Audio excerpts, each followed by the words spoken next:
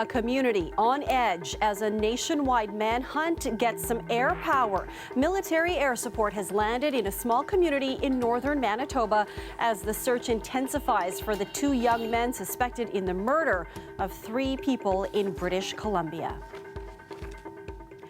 Good evening, I'm Marivelle Tarouk. A plane and crew specializing in search missions is now sweeping the area in northern Manitoba where Cam McLeod and Briar Schmigelski are believed to be hiding out. Meanwhile, police are going door to door, canvassing local homes and businesses. Austin Grabish has the latest from Gillam, Manitoba. You can see behind me the military is now here in northern Manitoba. This is a major development in this ongoing search for Canada's 2 most wanted men.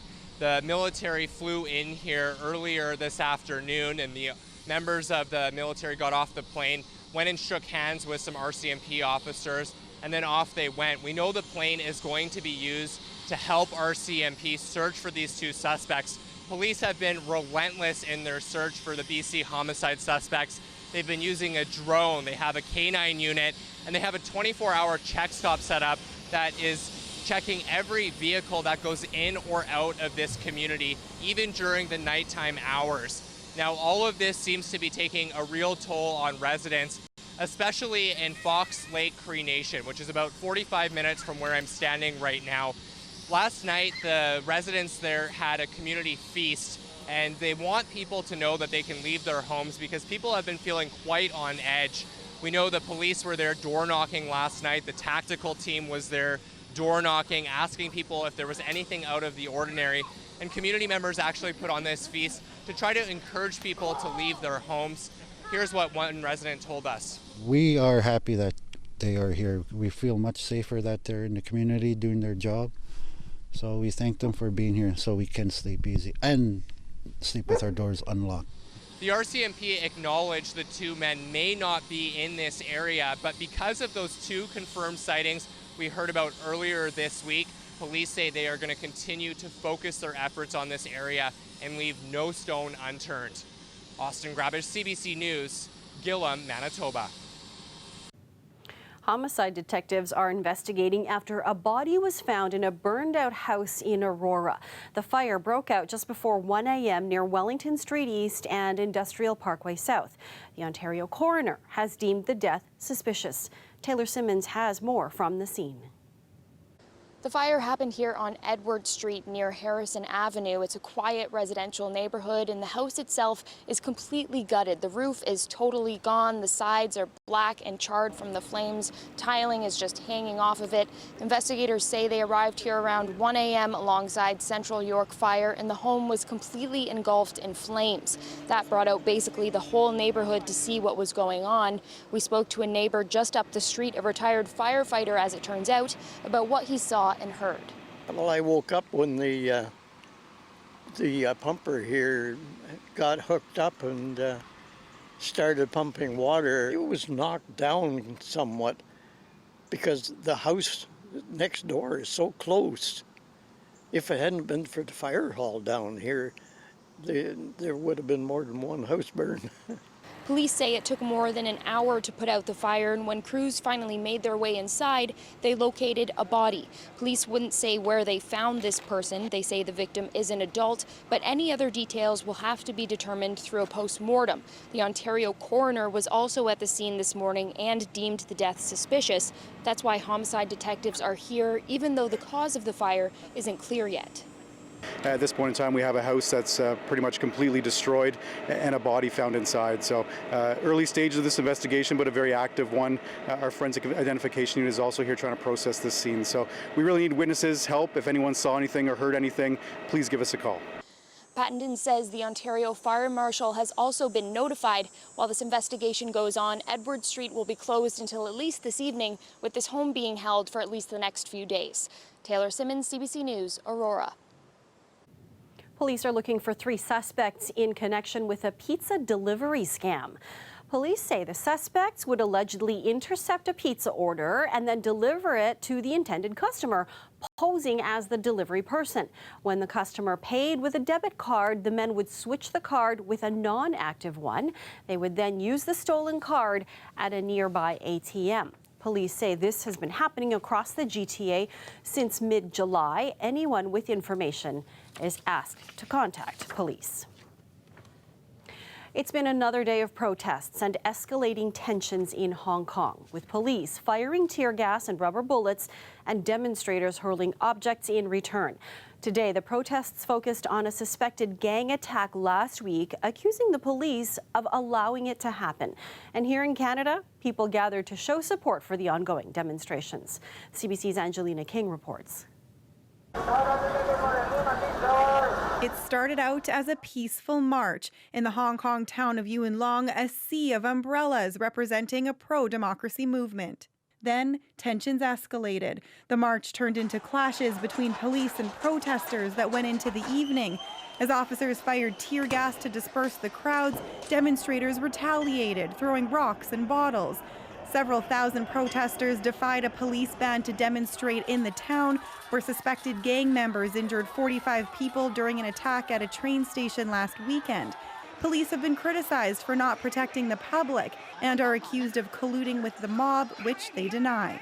We don't trust the police, Hong Kong police anymore, because now they are cooperate with the gangsters. Massive protests began last month against proposed changes to an extradition bill. It would have allowed suspects to be sent to mainland China to face criminal charges, a region accused of severe human rights violations. The bill was eventually suspended, but the protests continued, now demanding greater democracy, the resignation of Hong Kong's chief executive, and an investigation into police brutality. We're not just gonna suppress or resolve and just be silent. This is not the way. This is not Hong Kong. There's been international support for the demonstrators, including here in Markham, Ontario, where this group has gathered to raise awareness about the issues in Hong Kong and to march in solidarity with the protesters there. We fight for freedom! We stand with Hong Kong! About 200 people, many dressed in black, some with umbrellas, took to the streets and wrote messages of support. They're doing the right thing. It's peaceful protest. Keep it peaceful and continue to protest until we get our 5 main demands answered. In Markham and abroad, there are concerns about whether China will deploy its military to stop the Hong Kong protests. Still, another one is planned for tomorrow. Angelina King, CBC News, Markham, Ontario.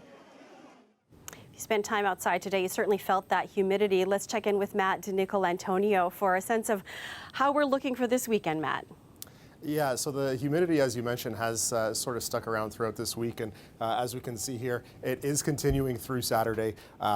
It's going to continue into tomorrow as well, but we're going to see some wet weather, at least in the GTA for tomorrow. We are also dealing with some severe thunderstorms, watches and warnings up in the northern portion of the province, Timmins towards Kapuskasing and drifting into western Quebec as well. Those are just things we're keeping an eye on right now. As you can see, it's passing through Cochrane, north of Timmins, and again into western Quebec. So just something that we're going to keep monitoring throughout the course of the evening. And these are the areas where there is the possibility for severe thunderstorm activity. Not so much for us in the GTA for today. So if you're heading down to the TFC game this evening, should be no rain, but it's still going to be warm. We see the heat warnings in effect for certain portions of the province and out here in Atlantic Canada as well. I should add, not in Halifax. They are not experiencing a heat warning in Halifax, but many other portions of the Maritimes. There's the temperature map, as we said, 27, feeling more like 36 here in Toronto, more comfortable out in Halifax. In British Columbia, we're going to be monitoring some storms throughout the evening as well, as earlier in Calgary passed through some severe thunderstorms. That'll drift into Saskatchewan overnight and into Manitoba in the early morning and into parts of Sunday as well. Northern Saskatchewan area that we're going to keep an eye on as well for some severe weather, as there's a low pressure system up there that is causing some active weather, and we can see it right there east of Calgary, drifting towards Saskatchewan and into Manitoba. Those are the areas that we're going to be keeping an eye on. And the temperatures throughout the day on Sunday will be more comfortable. Calgary 25, Vancouver nice, no rain out in Vancouver, 24 degrees, Toronto 29, Montreal 30 degrees, very comfortable on Sunday. And on Monday, on Monday, 30 degrees in Toronto, and that rain could return as well. All right, thanks, Matt. Donald Trump is celebrating what he's calling a big victory over his border wall and another development in his efforts to stem the flow of migrants into the U.S. Trump says a Supreme Court ruling and a new agreement with Guatemala will help him keep would-be asylum seekers from reaching the U.S. in the first place. CBC's Stephen D'Souza reports. Donald Trump had reason to celebrate last night. Supporters cheered him while he was out for dinner after the Supreme Court gave the president a win in his fight to build a border wall. The court lifted an injunction on 4 projects, all using Defense Department funding. Democrats were quick to call out the decision, noting a court challenge will continue. Democrat Senator Chuck Schumer tweeting, "It's a sad day when the president is cheering a decision that may allow him to steal funds from our military to pay for an ineffective and expensive wall, for which he promised Mexico would foot the bill." So that's a very big thing. Earlier, Trump was touting another piece in his plan to stem the flow of migrants at the southern border, an agreement with Guatemala that would require Central American migrants to claim asylum there, instead of passing through on the way to America. It's going to provide safety for legitimate asylum seekers and stop asylum fraud and abuses system.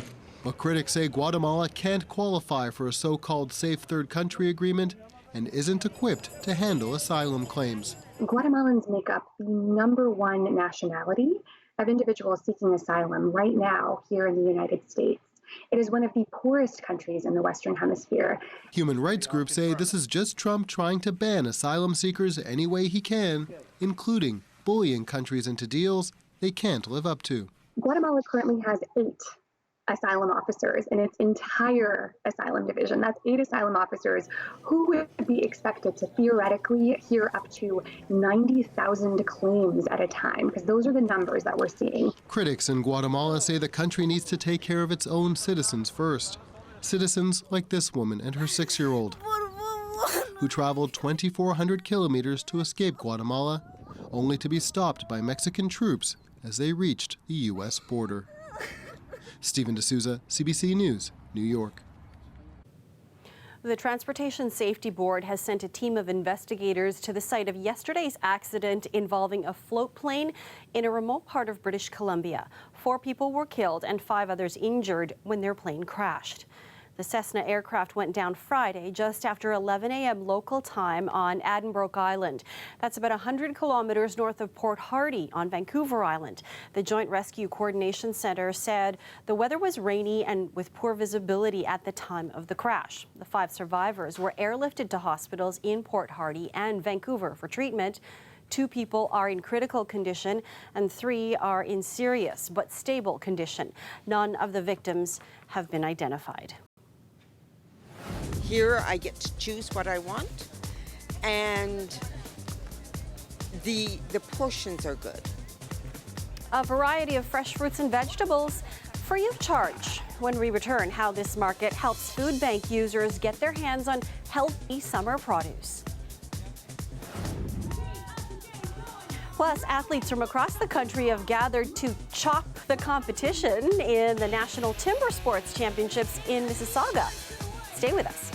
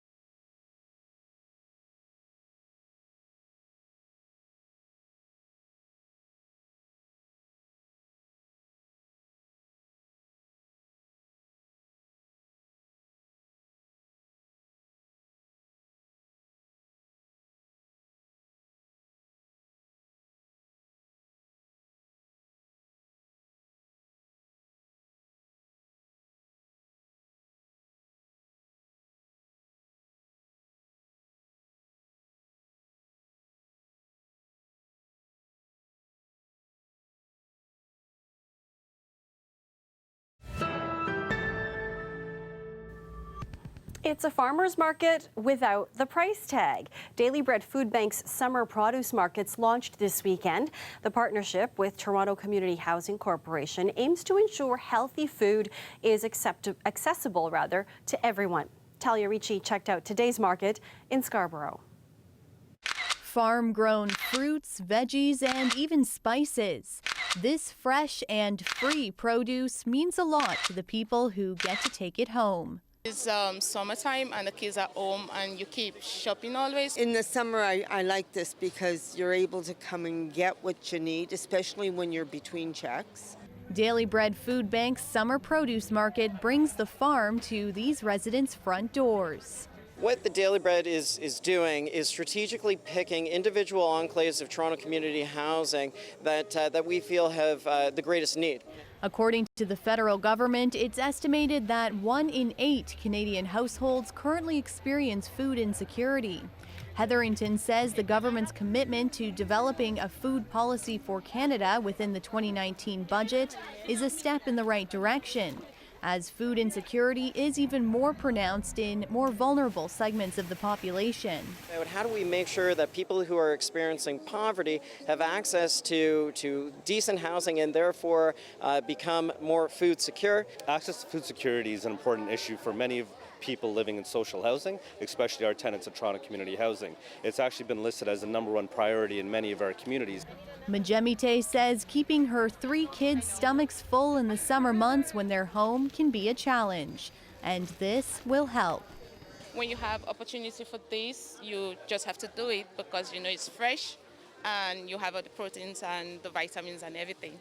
And if you think this looks like a lot of produce, it's actually just a small portion of the close to 250,000 pounds that will be distributed throughout the summer across 14 different communities. Talia Ricci, CBC News, Toronto. Loggers from all over the country gathered in Mississauga today to compete for the title of Canada's Best Lumberjack at this year's Timber Sports Championships.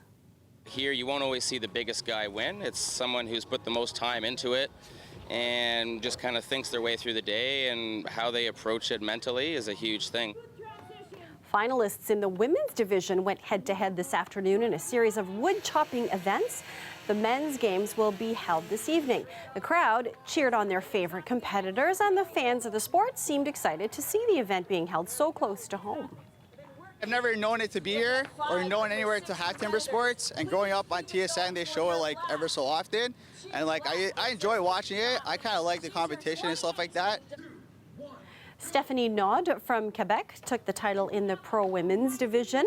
The men's will be determined tonight, and the winner will go on to represent Team Canada in the international championships, battling for a global title. Well, our Canadian athletes have been doing very well at the World Aquatics Championships, and that continued today in the swimming pool. With more, here's Sophia Yerkstowicz of CBC Sports in South Korea. Canada is on the podium once again at the 2019 FINA World Championships, bringing their medal total up in swimming to 7 in the pool. Kylie Moss is taking home the bronze in the women's 200-meter back. This is the first World Championships that she's medaled at this event, but this is her second of the world so far this year, as she was the gold medalist in the 100-meter back.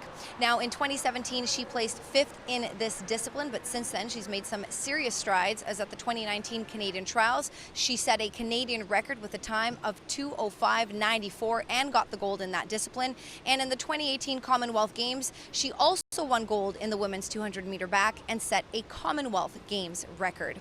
Now, Taylor Ruck was also swimming in the finals in this discipline for Team Canada, and she finished 5th. These are her first World Championships of her career, and she has 2 relay medals with Team Canada so far. With one more race day left here in Gwangju, South Korea, let's see if Canada can finish on the podium once again. Sophia Yerkshevich, CBC Sports. Here is a live look at the Toronto skyline this evening. 28 degrees right now, but it feels like 30. Will the hot and humid conditions continue into next week? Well, we'll have another look at the weather after the break.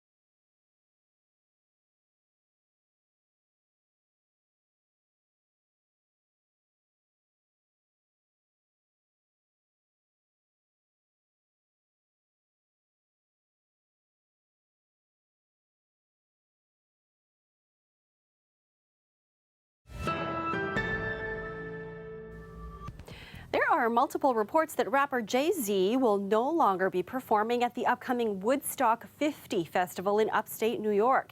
This is the latest in a series of setbacks in the 50th anniversary of that legendary concert. Here's entertainment reporter Yelena Adzik. Let's start off with this key piece of information. There have always been two Woodstock anniversary concerts in the works. One that's smaller and based at the actual site of the original Woodstock, and one that's big and splashy and plagued with problems. That's the one that Jay-Z is pulling out of with no official word as to why. The rapper's cancellation is a huge blow to the organizers of Woodstock 50, who were counting on Jay-Z to close out the three-day festival and attract a younger crowd to the event. They also got hit with news of veteran acts canceling their performances, including the Jam Band, Dead and Company, as well as John Fogerty, who, by the way, was the first act to sign up for the original Woodstock back in 1969 when he played with Creedence Clearwater Revival. He posted that he'll be playing now at only one site, the original one, at the Bethel Woods Center for the Arts in New York. All right, well, a sticking point here seems to be that the organizers switched locations from New York to Maryland. Contractually, artists have the right to refuse to play the new venue, and numerous acts would still get paid even if they declined to perform. Again, bad news if you're the organizers. So to recap the pain, no Jay-Z, no confirmed venue, and no tickets on sale yet, with the event supposedly 3 weeks away. So who is still playing the big Woodstock 50 concert? Well, so far the bill seems to include rock and roll stalwarts like Robert Plant, as well as David Crosby, and names designed to hook younger festival goers are still set to perform. Acts like Janelle Monáe, hitmaker Halsey, and India Arie. Again, that's all if they can secure a new venue. It's kind of reminiscent of a Fogerty lyric from his classic 60s song, Who'll Stop the Rain? In it, he references confusion on the ground. That's safe to sing today. Yelena Adzik, CBC News, Toronto. And Matt is back with a look at the long-range forecast. Hi, Matt. Hi there. Yeah, so the humidity that we've experienced all weekend, it's sticking around. This ridge that's coming through, and this low pressure system is going to bring in some wet weather into the GTA, and we're going to see that across Atlantic Canada as well as we get into Sunday and Monday. Again, just to remind you of where we are right now for Toronto, 27 feeling like 36, so comfortable conditions tonight, but will build as we get into tomorrow and into later in the week. As I mentioned, this cold front here is going to bring in some of that wet weather through Sunday and into Monday as well for the GTA. You can see it popping up there, so expect some showers not only tomorrow and some potential thunder showers as well into Monday as well. And just a reminder, this is what's sort of going on in northern Ontario right now. Timmins with the potential for some severe thunderstorms as we go in throughout the evening. That's what we're looking at tonight as well. Heat warnings still going on. Atlantic Canada, not Halifax, but Toronto is certainly in that heat warning as well. A lot of thunderstorm energy in the atmosphere in Ontario, and certainly in northern Saskatchewan and into Manitoba as well. That's where we're going to be monitoring some storms tonight and into tomorrow as well. This is what we're looking at for Sunday. Wet weather throughout much of the eastern portion of the country. Vancouver, drier. Calgary and Regina, dry as well. So some wet weather as we get later in the week, and humidity will stick around till about Tuesday. All right, thanks, Matt. And that's our show for you tonight. Thank you for watching. As we go, here are some sights and sounds from the African musical extravaganza at Nathan Phillips Square today. Have a great evening, everyone. Don't you forget African culture. Africa, you there. Africa, we there. Cry. Beats by SV.com. Cry. Cry, cry, cry. African cry. Chase on an African eye. Cry. If you love it, say yeah, yeah. Where my African people there? If you're proud to be African, put your hands. Oh my goodness. Put your hands up in the air. Cry. Cry, cry, cry.